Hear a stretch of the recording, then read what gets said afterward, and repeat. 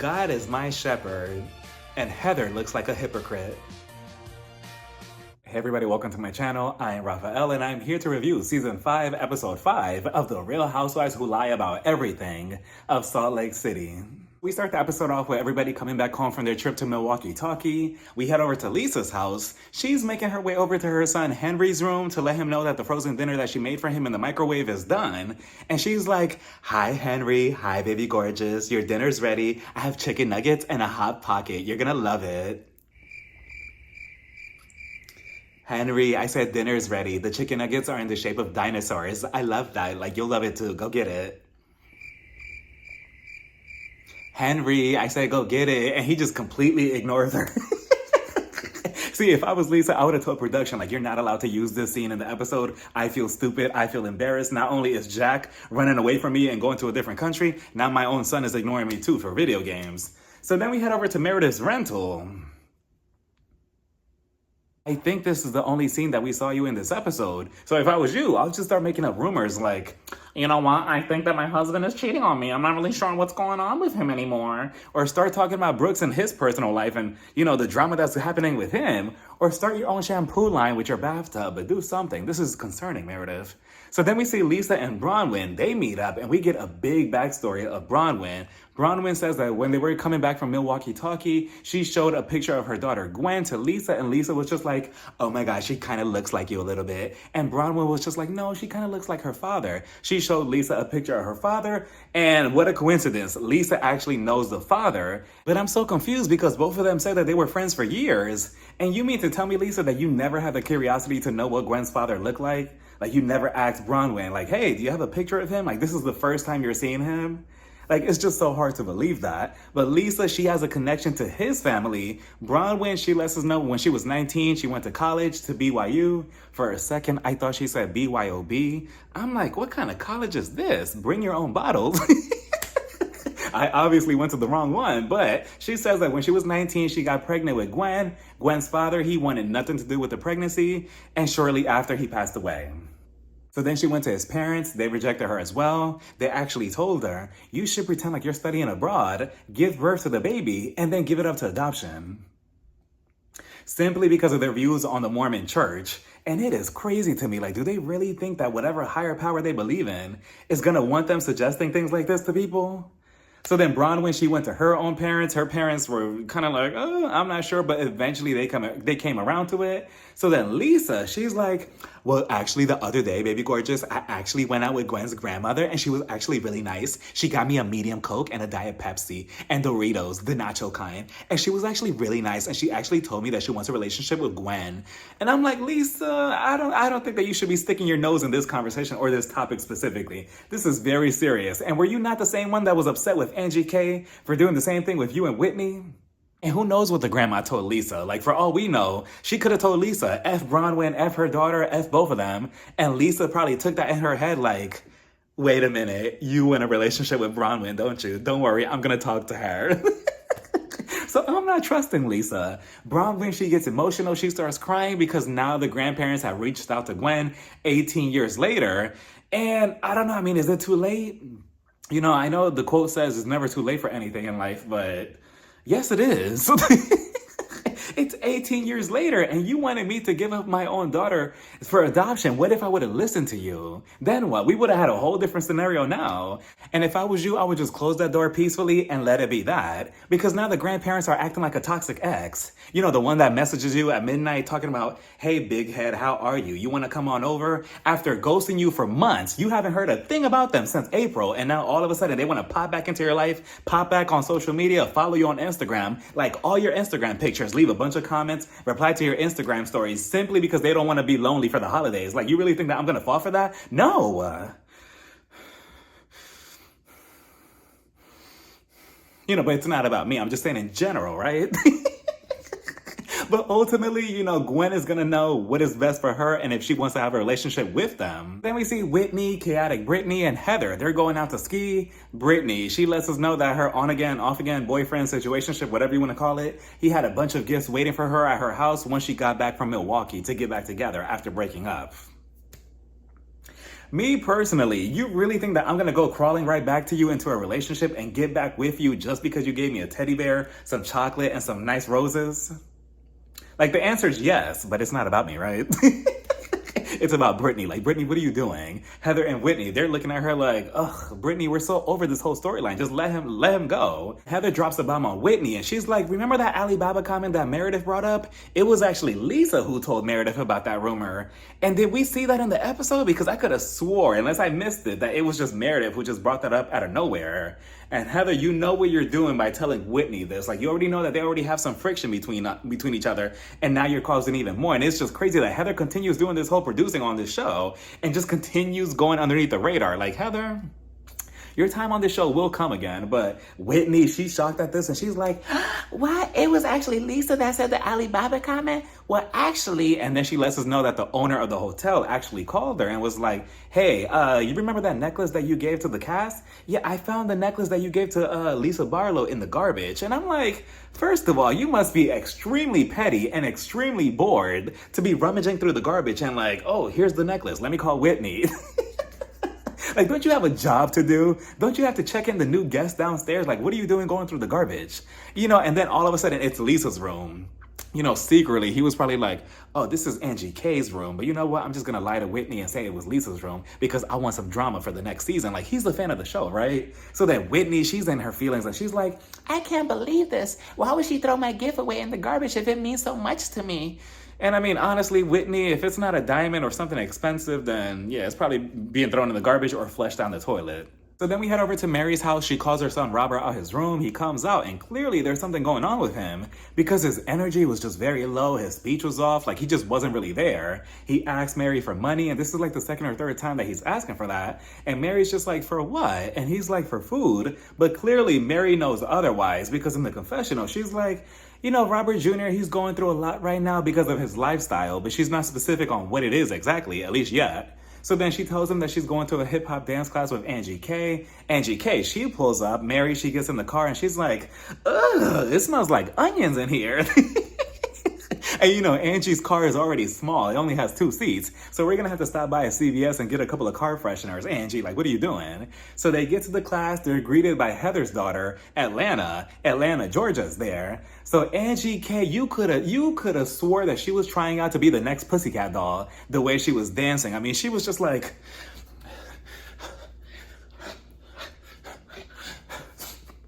I'm like, damn, Angie K, like, who's watching you? Here goes Mary. I wonder what I'm gonna cook for dinner later on tonight. I need to go grocery shopping too. I need to get some eggs as well. You know, Angie K, she seems like a pretty cool woman. Like, doing the bare minimum, but she was on point though with the rhythm. Like, she was on point with everybody else. So, I mean, she just wasn't swinging her arms like Angie K was, right? Meanwhile, we see Lisa Barlow and Heather. They meet up, you know, at this place to be salty together or whatever. And I'm like, you know, people really do just come up with the most random businesses because this woman explains to both of them, yeah, you know, this room, everything in here, including the walls, the ceilings, the everything, the windows, it's all made of salt. And it's, you know, it's to bring tranquility. Heather, like, you are such a flip-flop. Like, you're not even you're a sandal at this point because she tells Lisa, you know, Lisa, Angie K, you know, she was talking to me about your mothering skills, about how, you know, you just let Jack just play video games till like 2 o'clock in the morning. Flashback to that first scene that we saw in the beginning of the episode. The producers knew what they were doing. Lisa, she gets all emotional. She's like, wait a minute. No, because that's definitely a dig at me. What do you mean by that? Like, you think that I'm a terrible mom? Like, it's already bad that people...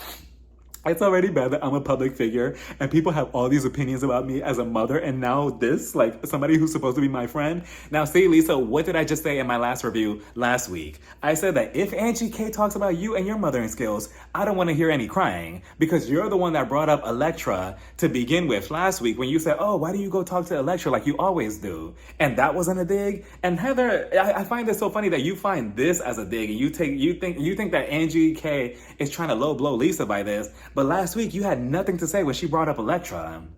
Why? Because again, Heather from what? From day one, from season one, she's always wanted Lisa's approval. She's always wanted to be a part of the cool girl clique with Lisa. And she still continues to kiss her ass after all these seasons. That's the only reason why she's siding with her. Has Heather always been this unlikable? Like, I could have swore that she was never really like this, but I mean, I guess she let the show get to her head and now we're here. Back over at the Pussycat Doll auditions, we see Angie K, who's dressed like Dorothy from The Wizard of Oz, with her little pigtails. She tells Mary, I'm not really sure why Heather is taking Lisa's side in this whole situation when we're supposed to be friends. I'm so confused by that. And Mary's just like, I mean, is it time to go yet? But I mean, I don't think that she said anything wrong about Lisa and her parenting skills because Lisa was the first one to take a mother dig at her. So Angie K is just returning the favor. So then I was caught off guard with this one-on-one dinner scene between chaotic Britney and her on-again, off-again boyfriend, situationship, whatever you want to call it, Jared. And I'm looking at him like,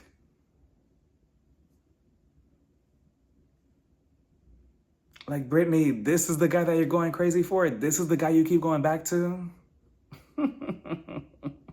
So they sit down at the table, Jared orders a charcuterie board, and then he proceeds to tell her, two people who love each other, allegedly, two people who love each other do not share private messages between each other with other people, aka Lisa Barlow, because Lisa grabbed her phone, she started texting Jared when they broke up, like, oh, hey bestie, how are you, bestie? Making fun of their relationship because, that's what he calls her. He doesn't call her my love, my sweet angel, my beautiful, my girl, no. He calls her my best friend because that's what people are accepting in 2024. Not me, but Britney is. So Britney, she's just sitting there just listening to him. And the second that he would have started this, I would have got up, grabbed my drink, splashed, and just walked out. Like, you're not going to talk to me this way. Because he's basically talking down at her and he's manipulating her. So she tells him, look, you're my best friend and I want our relationship to not just be private. I want it to be public as well. He doesn't want to be public with you. Let it go. Like, it's that simple, Britney. Like, he doesn't want to be seen in public as taken because he wants to be with other people. He wants to be with other women. He wants to be viewed as single. What don't you get? All these red flags that he's giving you, yet you're looking at them like, ooh, such a pretty color. And then she proceeds to go on. Every time we're in public holding hands, he lets go of my hands. When he sees other pretty girls, he doesn't want to kiss me in public. He doesn't even want to post me on social media. MySpace, Facebook, Instagram, Twitter, WhatsApp, nothing. Not even Snapchat. Like, he doesn't want to post me anywhere. And I'm like, you're basically begging for the bare minimum from this man. You're begging him to love you, to want you, to look at you, to have you in public, to post you on social media. And it's like the more he doesn't give it to you, the more you want him. And isn't that how it goes, though? The more toxic you are, the more you're thinking like, wait a minute. I can change him. I can fix him. Those are the fun ones, right?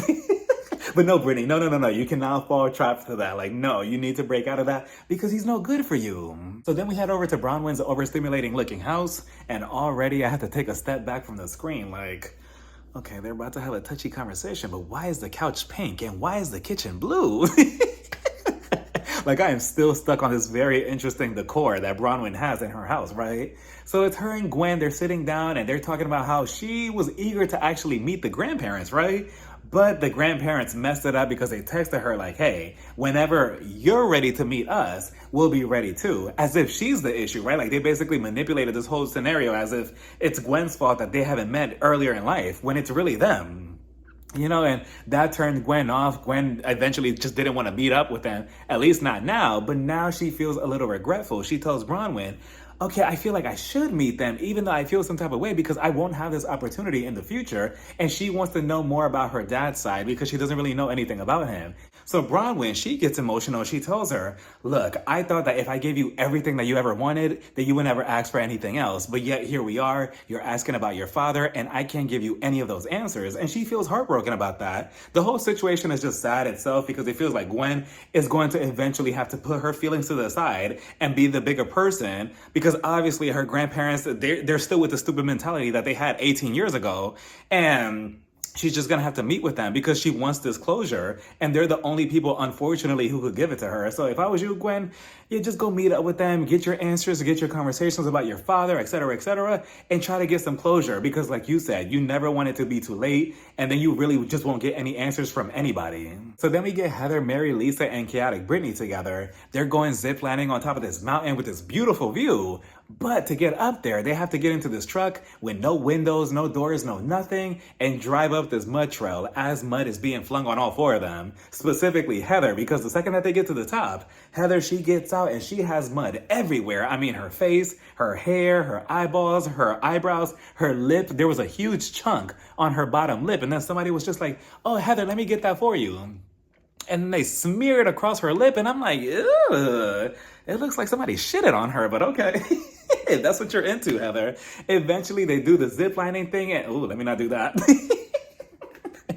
And it looked extremely beautiful. Like, the view was very beautiful, but I don't know.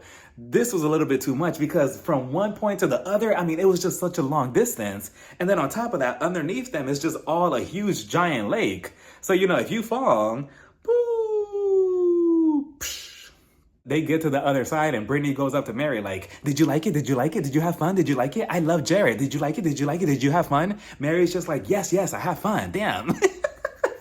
Like, Britney, why are you even talking to her? She doesn't like you. So then Heather, she opens up the backseat of her truck and she pulls out everything that you need in this world. She pulls out a table, chairs, forks, spoons, cups, a charcuterie board. She brought out a bunch of bottles, some wine. And I'm like, how big is that trunk? And Mary's looking at her, and then in the confessional, she's like, why are we pulling out food from the backseat of her trunk? Mary was hilarious this entire scene because next thing you know, they set everything up. They sit down to eat the charcuterie board, and then Britney, let me buckle up for this because Britney, she's like, I met up with Jared earlier and I don't know how to feel about that. So Lisa, she was just like, oh my God, wait a minute. Is this a celebration, like a breakup celebration? Is that why you met up with him? She's like, not necessarily. Actually left me really angry. I'm really angry about this whole situation. So they're looking at her like, angry about what? And she's like, well, I'm angry at you, Lisa. I'm angry with you. And I'm like, Britney, I know, there's many, many, many different reasons to be upset with Lisa, but this one is not one of them. Like, what are you talking about? Britney, she's like, yes, I'm angry with you because I just feel like you're obsessed with my relationship. I'm like, oh no, this lady is crazy. Security, I'm gonna need you to escort her off the show quickly. Like, Britney, you're literally insane. You're like psychotic. And she's like, I'm angry with you because you don't know how to mind your business. You continue meddling in my relationship. And because of you, I probably lost what I had with Jared. We can't even be friends anymore because of you. You keep poking fun at our friendship and our relationship. Like, who are you to do any of that? And I'm like, Britney, like, I cannot believe this. Like, Lisa didn't do anything wrong. Who said that? And Lisa, she's like, first of all, wait, what are you talking about? I didn't do anything. I'm not obsessed with anything. You said that everything was okay in the moment. We were all defending you because Jared's a terrible person. And yeah, Britney, like, this was girl code. You confided in them. And of course, like simple girlfriends, they were like, oh yeah, he's trash. And they were trying to hype you up. And now you're blaming Lisa for being a good friend to you? Like, that is crazy. So Lisa was just like, you know what? Next time, just leave me out of it. And Britney, again, with this attitude, she was just like, well, I will. I don't want you in my business anymore. It's like you're obsessed. And like, that's what kills me. It's like, nobody's obsessed with your relationship. You're the one that brought your relationship into the group in the first place. Nobody asked for this. Now I see why Mary said it a couple of episodes ago. Like, okay, why are you telling any of us about your relationship? We don't care. And now we're definitely not going to care moving forward. So now if he breaks your heart again, Britney, I don't want to hear it. So then Mary, she was just like, yeah, leave me out of it. And Britney, she gets upset with her. Oh, I will. I'm definitely going to leave it out of you and you. And then Heather's like, yeah, me too. Lisa's like, me 3. And I speak for myself too, Britney, me 4. Like, leave me out of it. Like, I could not believe the bullshit that was coming out of her mouth. And then Heather, she was like, I want to give you a gift because I see how strong of a person you are. So here you go. And she gives her like this little unicorn thing. And I forgot the definition behind it. She was like, oh, because unicorns are powerful or something like that. I was Mary. Mary was looking at this in disgust like, you're giving her an ashtray? Because I was looking at that like, is that an ashtray or like, what is that, Heather? Like, Heather, just say that you found this little toy in your daughter's room and you wanted to just give it away instead of throwing it out. Just say that. And they start asking Mary like, oh, Mary, what did you do earlier? Mary's just like, oh yeah, I went to like a hip hop dance class, but she's being very vague about it. They keep questioning her like, okay, why were you there? Like, what was going on? Like, who were you there with? Eventually she comes out and she's like, well, I was there with Angie K. Lisa, she's like, well, Angie, I mean, I'm not really talking to her right now. And Mary's just like, wait, why? What happened between both of you? So Lisa's like, well, I'm not really sure with Angie. I just feel like she has an issue with me and I didn't do anything to her. Like, she just keeps coming at me for no reason. And Lisa, again, it's just like, it's been 5 seasons and Lisa just refuses to take acknowledgement in any of her behavior and any of her issues with anybody on this cast. So then Heather, I believe Heather inserts herself somehow, and then Mary, she points it back at her, and she's like, Heather, Angie, she's confused at why you're more so on Lisa's side when you and Angie have this longer history. So then Heather, this is how you know that Mary caught her in a lie and caught her up, because Heather starts stuttering, and she's like, no, I champion both of them. It's just right now, the thing is, I agree with Lisa. She pulled a charade Whitfield. I'm like, please, Heather, you're just like, it's just a bunch of BS. Like, no, if you really wanted to be mutual, you would have opened up your mouth last week when she mentioned something about Elektra, but you didn't say anything then, right? So she continues and she's like, Heather, you have a history of lying. You lied about your black eye situation, your body positivity, that's a lie too. And when she said that, I was just like, oh, we're taking it there, huh? Even Heather was taken aback by that. And I mean, isn't that how it typically goes anyway? Somebody preaches body positivity, but the second that they slim down, they lose weight, they take Ozempic or transform their whole entire body. Now it's like they never had that mentality to begin with. Like, wait, what? Body positivity? Oh no, I didn't mean that. I was only saying that to convince myself that I liked the way I looked back then, when truly this is really how I wanted to look all along. And that's exactly what happened with Heather. The only thing is, it's a slippery slope, because I don't fault people for doing that, but at the same time, you can't preach one thing 1 second and then 2 seconds later, you're happy because you're skinny.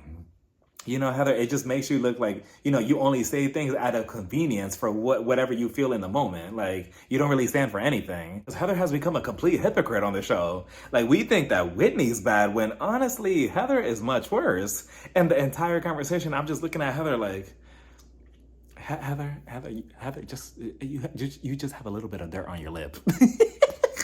Like, she had this entire conversation still with the dirt on her lip. Like, she was eating the charcuterie board with the dirt on her lip. Like, ugh, no class whatsoever. But let me know what you all thought about this whole entire episode down in the comments. Bye, everybody. Mwah.